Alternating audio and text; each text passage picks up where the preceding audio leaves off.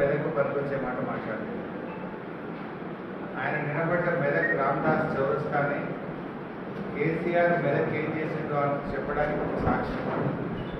మీ కాంగ్రెస్ హయాంలో రామదాస్ చౌరస్తా ఎత్తుండే, ఇవాళ రామదాస్ చౌరస్తా ఎత్తున్నది. నువ్వు నామినేషన్ చేసిన కలెక్టరేట్ ఎక్కడ అసలు? మెదక్ జిల్లా ఎవరు చేసిండ్రు? నువ్వు నామినేషన్ చేసిన ఆ కలెక్టరేట్ బిల్డింగ్ ఎవరు పెట్టింది మిస్టర్ రేవంత్ రెడ్డి అని నేను అడుగుతా ఉన్నాను. కనబడలేదా? ఇందిరాగాంధీ గారు మెదక్ను జిల్లా చేస్తా అని నీ కాంగ్రెస్ పార్టీ మోసం చేస్తే మెదక్ జిల్లా అనే కళను, దశాబ్దాల కళను నిజం చేసింది కేసీఆర్. ఆ జిల్లా 5 ఏళ్ళకే నువ్వు ఇలా నామినేషన్ చేయడానికి మెదక్ వచ్చినావు. జిల్లా కాకపోతే ఈ నామినేషన్ సంగారెడ్డి పట్టుండే. మెదక్ జిల్లా కాకపోతే ఏదేసింది నామినేషన్? సంగారెడ్డి వేస్తుండే. కేసీఆర్ మెదక్ జిల్లా చేసిండు కనుక, ఇక్కడ కలెక్టరేట్ కట్టిండు కనుక నువ్వు నామినేషన్ చేయడానికి మెదక్ వచ్చినావు. అంటే నిన్ను మెదక్ రప్పించిన ఘనత కేసీఆర్ది, బీఆర్ఎస్ పార్టీ. నువ్వు నామినేషన్ చేసిన కలెక్టరేట్ బిల్డింగ్ కళ్ళు సరిపోయినంత అద్భుతమైన భవనం కట్టింది కదా. అన్ని జిల్లా ఆఫీసర్ల సముదాయాన్ని మెదక్కు తెచ్చి మెదక్ ప్రజలు సంగారెడ్డికి వెళ్లకుండా మెదక్ ప్రజల కష్టాలను తెచ్చింది కేసీఆర్, బీఆర్ఎస్ పార్టీ కాదా? ఇలా మా జర్నలిస్టులకు కూడా ఒక ఆఫీస్ వచ్చింది, లేదు సంగారెడ్డి హెడ్ ఆఫీస్, మీకు యూనిట్ ఆఫీస్. అంటే ఆ కలెక్టరేట్ ను నామినేషన్ చేసి ర్యాలీ పెట్టినవే, కలెక్టరేట్ నుంచి రామదాస్ చౌరస్తా దాకా వేసిన 4 లైన్ రోడ్ ఎవలేషన్ కేసీఆర్ అయిపోతే. సింగిల్ రోడ్ ఉంటే నీ కాంగ్రెస్ గవర్నమెంట్ లా సింగిల్ రోడ్, ఇవాళ 4 లైన్ రోడ్ వేసి ఆ బటర్ఫ్లై లైట్లలో పోయినావు కదా నువ్వు. కనవల్లే నీకు ఆ 4 లైన్ రోడ్? కనవల్లే ఎస్పీ బిల్డింగ్? కనవల్లే జిల్లా సమీకృత సముదాయం? కనవల్లే రామదాస్ చౌరస్తా? అక్కడి నుంచి చూస్తే కనబడలే వెజ్ నాన్ వెజ్ మార్కెట్? కనబడలే నీకు బ్రిడ్జ్? అదేంటి మామూజుపల్లి బ్రిడ్జ్ కనబడలే నీకు? ఎంత అద్భుతంగా చేసినావు. నీ హయాంలో గణపురం కాలువ మొత్తం తుమ్ము పట్టిపోయి యాడికాడ పగుళ్ళు పెట్టే గణపురం కాలువను ఆధునీకరించి చిట్ట చివరి భూములకు నీళ్ళు ఇచ్చింది కేసీఆర్, బీఆర్ఎస్ కాదా? ఏది బట్టి అదే ఇక అబద్ధాలు పట్టే. ఏమన్నా మాట్లాడితే ఉరికిచ్చి కొడతా, బొంద పెడతా, పేగులు మెడలేసుకుంటా, మానవ బాంబులైతా, కనుగుడ్లతో ఆడుకుంటా, పీక్తా, ఏక్తా. ముఖ్యమంత్రి కుర్చీలో కూర్చుంటాడు మాట్లాడే మాటల ఇదేనా నువ్వు మాట్లాడాల్సింది? ఏం పోయే కాదు. ఇది పద్ధత, ఇది సంస్కారమా? హామీల గురించి అడిగితే నువ్వు హెచ్చరికలు చేస్తావు, అక్రమ కేసులు పెడతా ఉంటావు. అసెంబ్లీ ఎన్నికల్లో 100 రోజుల్లో మీరు చేస్తామన్న హామీలు ఏమైనాయి అని ప్రజలు అడుగుతున్నారు. ప్రధాన ప్రతిపక్ష పార్టీగా మేము అడుగుతా ఉన్నాం. గదరుగుతా నువ్వేమంటావు? ఉరికిస్తా, బొద్ద పెడతా. ఇదేనా రేవంత్ రెడ్డి గారు మాట్లాడేది? చేతనైతే నువ్వు ప్రజలకు ఇచ్చిన హామీల మీద సమాధానం చెప్పు. నువ్వు ఏమన్నావు ఆ రోజు? డిసెంబర్ 9వ తారీఖు నాడు రుణమాఫీ చేస్తా అని చెప్పినావా లేదా? వీడియో చూపించుకుంటావా? మాట తప్పినవు. ఈ రాష్ట్రంలో 60 లక్షల మంది రైతులకు చెంపలేసుకొని క్షమాపణ చెప్పు ఫస్ట్. నువ్వు 9వ తారీఖు చేస్తా అని చేయలేదు, 100 రోజుల్లో చేస్తా అని చేయలేదు. ఇప్పుడు కొత్త నయా నాటకం ఆడుతున్నావు. ముందు క్షమాపణ చెప్పు.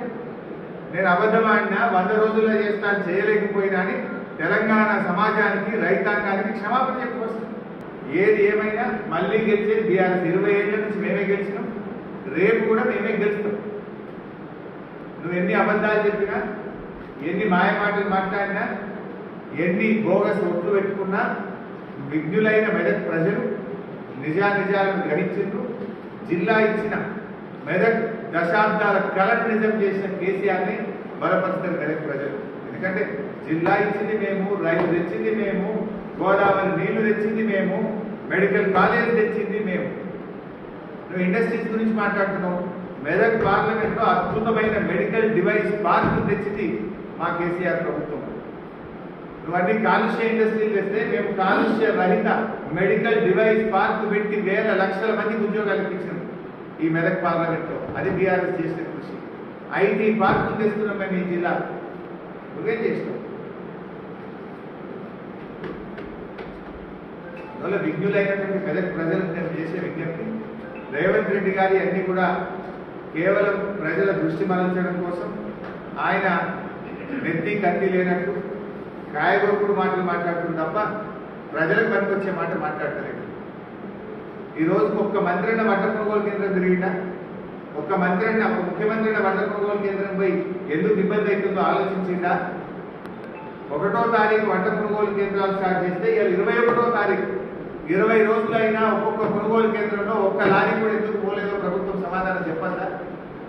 వడగళ్ళు పడి, వర్షాలు పడి, వడ్లు తడిచిపోయి, చీకట్లో పాములు తేళ్లు కలుస్తుంటే, దోమలు గుడుతుంటే రైతులు రోజుల తరబడి, వారాల తరబడి వడ్ల కొనుగోలు కేంద్రాలు పడిగాపులు కాస్తున్న రైతు కష్టాల గురించి చూడమని నేను కోరుతా ఉన్నాను. అసలు నీకు అందరి కోసం చేసినావు, ఎవరికి పేరు చేసినావు? అసలు నువ్వు బాండ్ పేపర్లు మంచిగా బాండ్ పేపర్ ఇద్దరు చేసినావు. బాండ్ పేపర్ అంటే మార్కెటింగ్ దానికి ఒక నమ్మకం ఉండే. బాండ్ పేపర్ నమ్మకాన్ని వమ్ము చేసుకుని నువ్వు mister Revanth Reddy. Bond paper అంటే ఒక నమ్మకానికి ప్రతీక. బాండ్ పేపర్ మీద రాసిస్తే ఇది అవుతుంది, లేకపోతే మార్కెట్లో పోతే చెల్తుంది, పోలీస్ స్టేషన్ పోతే చెల్తుంది అనుకుంటాడు. ఇప్పుడు నీ తర్వాత నీ బాండ్ పేపర్ పుణ్యమాని బాండ్ పేపర్ కూడా ఇజ్జత్ పోయింది. బాండ్ పేపర్ పరువు తీసినావు. బాండ్ పేపర్ నమ్మకాన్ని కూడా కూడబెట్టినావు. బాండ్ పేపర్ని కూడా మోసం చేసి పరిశ్రమ, దాన్ని జైలు తీసి పరిశ్రమ నీవు నీ ప్రభుత్వం. అంటే ఎంత ఘోరం! ఆయన బట్టి విక్రమార్క గారు ఒకటి అసెంబ్లీలోనేమో ఎగవేత, నిన్న ప్రెస్ మీట్లోనేమో దాటవేత. నిరుద్యోగ వృత్తి ఇస్తామన్నారు, ఎప్పటి నుంచి ఇస్తారు అని చెప్పి నేను అసెంబ్లీలో అడిగిన.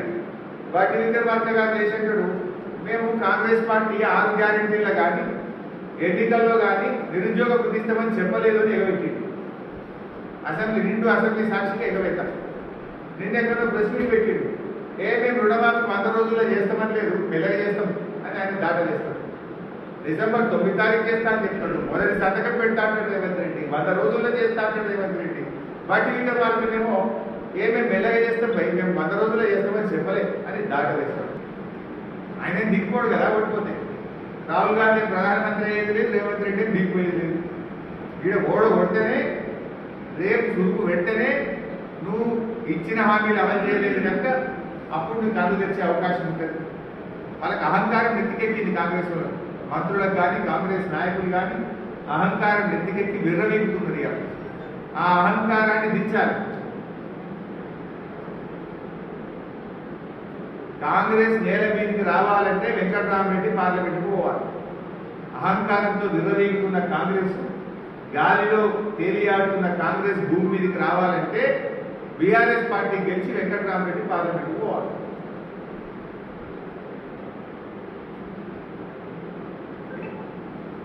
నా ఎత్తు గురించి మాట్లాడే అవసరం ఉంటాయి. మెదక్లో రామదాస్ గారు వస్తారు, హరీష్ రావు ఇంత ఎత్తున్నాడు, ఇకప్పుడు ఉన్నాడు. నా ఎత్తుతో నింపనే,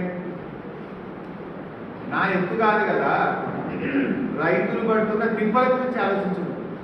నేను ఇవాళ కొనిగండ్ల రామాయణపేట రాక కొనిగండ్ల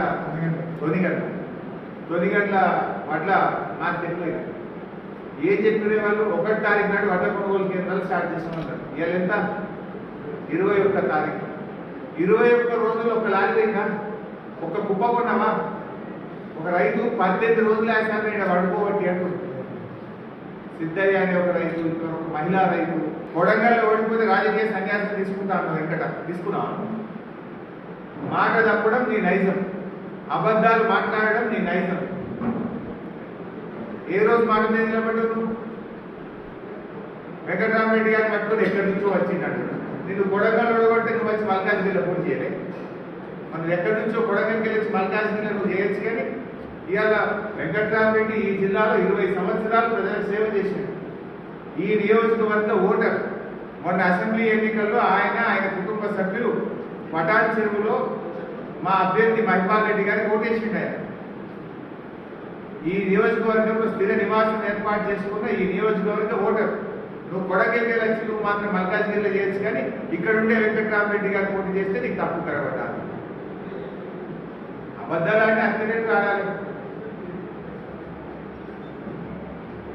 ఇక దేవుళ్ళ మీద ఒట్టు పెట్టుకుంటూ రుణమాఫీ చేయబట్టి జిల్లాలు చేసి 3 మెడికల్ కాలేజ్ ఇచ్చింది కేసీఆర్ కాదా? మెదక్ మెడికల్ కాలేజ్ ఎవరు ఇచ్చింది? కేసీఆర్ ఏం చేయాలి అని అబద్ధాలు మాట్లాడతావు. నువ్వు మోసం చేసినావు. ఏడుపాయల అమ్మవారికి కేసీఆర్ 100 కోట్ల రూపాయలు ఇస్తే ఇచ్చిన 100 కోట్లను వాపస్ తీసుకొని ఇవాళ మెదక్కు అన్యాయం చేసింది రేవంత్ రెడ్డి. తప్పకుండా ఏడుపాయల అమ్మవారి ఉసురు తగ్గుతుంది. అమ్మవారికి అన్యాయం చేసినాము. ఆ అమ్మవారికి కేసీఆర్ 100 కోట్లు ఇస్తే ఆ 100 కోట్లు జీవో రద్దు చేసి ఇచ్చిన డబ్బుల్ని వెనక్కి తీసుకొని మెదక్కు తీరని అన్యాయం చేసిండు మీరు రేవంత్ రెడ్డి. 3 జిల్లాలు చేసిండు కేసీఆర్, 3 ప్రభుత్వ మెడికల్ కాలేజ్ పెట్టిండు కేసీఆర్. మెదక్కు రైలు రావడానికి రాష్ట్ర ప్రభుత్వ ఖజానా నుంచి డబ్బులు ఇచ్చి రైల్వే అధికారులతో మాట్లాడి 100 కోట్ల రూపాయలు రాష్ట్ర ప్రభుత్వం నుంచి ఇస్తే ఇవాళ మెదక్కు రైలు వచ్చింది. మీరు పట్టించుకోలేదు. మెదక్ రైలు వచ్చిందంటే కేసీఆర్ 100 కోట్ల రూపాయలు ఇచ్చి భూసేకరణ చేసి శ్రద్ధ పెట్టి ఇవాళ కేసీఆర్ కృషితో మెదక్కు రైలు వచ్చింది. ఈ మెదక్ పార్లమెంట్ లో యూనివర్సిటీలు వచ్చినాయన్నా, రైళ్లు వచ్చినాయన్నా, ఇది కేసీఆర్ కృషి. ముఖ్యమంత్రి గారి వ్యవహారం ఏంటంటే ఓ నెత్తి కత్తి లేనట్టు. ఎటువంటి ఇక్రిశాట్ ఇందిరాగాంధీ తెచ్చిందట. ఇక్రిశాట్ ఎవరు తెచ్చిండ్రు? ప్రధానమంత్రిగా ఆనాటి ప్రధానమంత్రి చరణ్ సింగ్ గారు ఇక్రిశాట్ శంకుస్థాపన చేశారు. చరణ్ సింగ్ గారు ఇక్రిశాట్ ఇస్తే నువ్వు ఇందిరాగాంధీ ఇచ్చిందని అబద్ధపడుతుంది. బిహెచ్ఎల్ కూడా ఇందిరాగాంధీ ఇచ్చిందండి. ఇందిరాగాంధీ పోటీ చేసింది ఎప్పుడైపోయినట్లా? 1980. బిహెచ్ఎల్ ఎప్పుడు వచ్చింది? 1952. 1952 వచ్చింది. వీళ్ళ నాయన 1970, వీళ్ళ అన్న 1972లో బిహెచ్ఎల్ ఉద్యోగి. మరి ఇందిరాగాంధీ వచ్చింది 1980. వీళ్ళంటే బిహెచ్ఎల్ కూడా ఇందిరాగాంధీ ఇచ్చినట్టు. నోటికి మొక్కలు అబద్ధాలు ఆడడంలో ఏదైనా అవార్డు ఇస్తే ఆస్కార్ అవార్డు మన రేవంత్ రెడ్డి గారికి వస్తుంది. ఫస్ట్ ఒక రైతు పరామర్శించిందా, ఒక మంత్రి కానీ ఈ ముఖ్యమంత్రి కానీ చనిపోయిన ఒక రైతు కుటుంబాన్ని పరామర్శించిందా? ఏం నీకు ఒక్క నిమిషం టైం దొరకలేదా? నన్ను రిటర్నింగ్ మాత్రం టైం దొరుకుతుంది, అబద్ధాలు మాట్లాడడానికి మాత్రం టైం దొరుకుతుంది. అప్పుడు ఏం మాట్లాడినావు? ఓ మానేదో మాట్లాడితే కదా మానవత ఎన్నో ప్రభుత్వం అంటుంది, ప్రజాప్రభుత్వం. ఏడవాయిని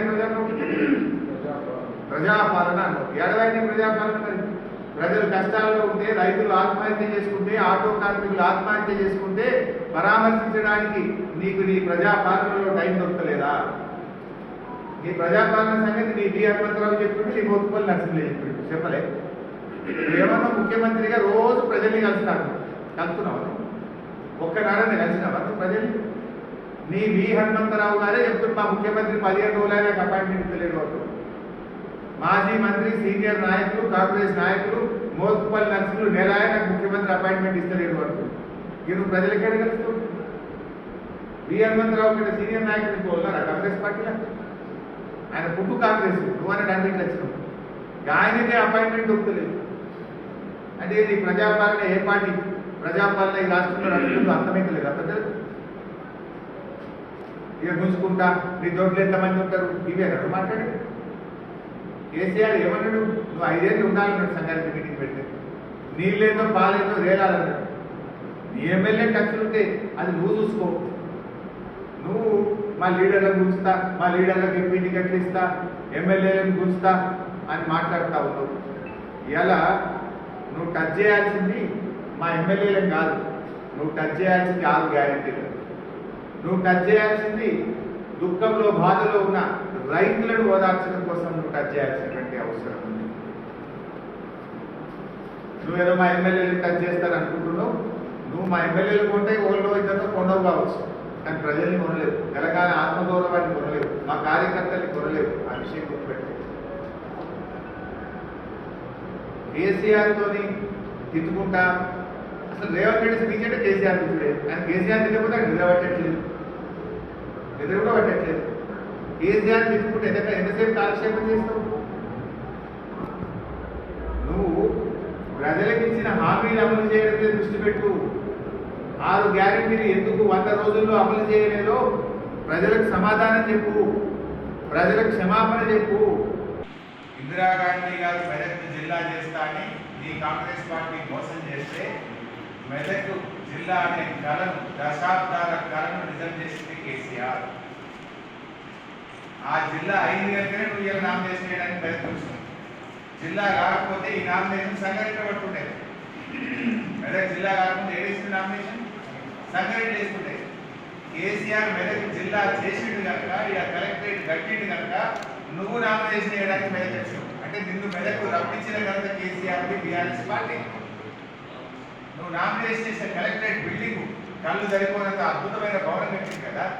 అన్ని జిల్లా ఆఫీసర్ల సముదాయాన్ని మెదక్కి తెచ్చి మెదక్ ప్రజలు సంగారెడ్డికి వెళ్లకుండా మెదక్ ప్రజల కష్టాలను తెచ్చింది కేసీఆర్ బీఆర్ఎస్ పార్టీ కాదా? ఇవాళ మా జర్నలిస్టులకు కూడా ఒక ఆఫీస్ వచ్చింది, Sangareddy head office, unit office. అంటే ఆ కలెక్టరేట్ ను నామినేషన్ చేసి ర్యాలీ ఉంటే కలెక్టరేట్ నుంచి రామదాస్ చౌరస్తా దాకా వేసిన 4 లైన్ రోడ్డు వేసింది కేసీఆర్. సింగిల్ రోడ్ ఉండేది కాంగ్రెస్ గవర్నమెంట్ లా, సింగిల్ రోడ్. ఇవాళ 4 లైన్ రోడ్ వేసి ఆ బటర్ఫ్లై లైట్లలో పోయినావు కదా నువ్వు. కనవల్లే నీకు ఆ 4 లైన్ రోడ్, కనవల్లే ఎస్పీ బిల్డింగ్, కనవల్లే జిల్లా సమీకృత సముదాయం, కనవల్లే రామదాస్ చౌరస్తా, అక్కడి నుంచి చూస్తే కనవల్లే వెజ్ నాన్ వెజ్ మార్కెట్, కనవల్లే నీకు బ్రిడ్జ్. అదేం బాంబోస్పల్ బ్రిడ్జ్ కనవల్లే నీకు. ఎంత అద్భుతంగా చేసింది నీ హయాంలో. గణపురం కాలువ మొత్తం పువ్వుపడిపోయి యాడికాడ పగులు పెడితే గణపురం కాలువను ఆధునీకరించి చిట్ట చివరి భూములకు నీళ్ళు ఇచ్చింది కేసీఆర్ బీఆర్ఎస్ కాదా? అదే 3 జిల్లాలు చేసి 3 మెడికల్ కాలేజ్ ఇచ్చింది కేసీఆర్ కాదా? మెదక్ మెడికల్ కాలేజ్ ఎవరు ఇచ్చింది? కేసీఆర్ ఏం చేయాలి? అబద్ధాలు మాట్లాడుతావు. నువ్వు మోసం చేస్తావు. 7 రూపాయల అమ్మవారికి కేసీఆర్ 100 కోట్ల రూపాయలు ఇస్తే ఇచ్చిన 100 కోట్లను వాపసు తీసుకొని ఇవాళ మెదక్కు అన్యాయం చేసింది రేవంత్ రెడ్డి. తప్పకుండా 7 రూపాయల అమ్మవారి ఉసురు తగ్గుతుంది. అమ్మవారికి అన్యాయం చేసినావు. ఆ అమ్మవారికి కేసీఆర్ 100 కోట్లు ఇస్తే ఆ 100 కోట్లు జీవో రద్దు చేసి ఇచ్చిన డబ్బుల్ని వెనక్కి తీసుకొని మెదక్కు తీరని అన్యాయం చేసింది రేవంత్ రెడ్డి. మరిన్ని వీడియోస్ కోసం ఛానల్ ని సబ్స్క్రైబ్ చేయండి, లేటెస్ట్ అప్డేట్స్ కోసం వాట్సాప్ ఛానల్ ని ఫాలో చేయండి అండ్ లింక్ డిస్క్రిప్షన్ లో ఉంది.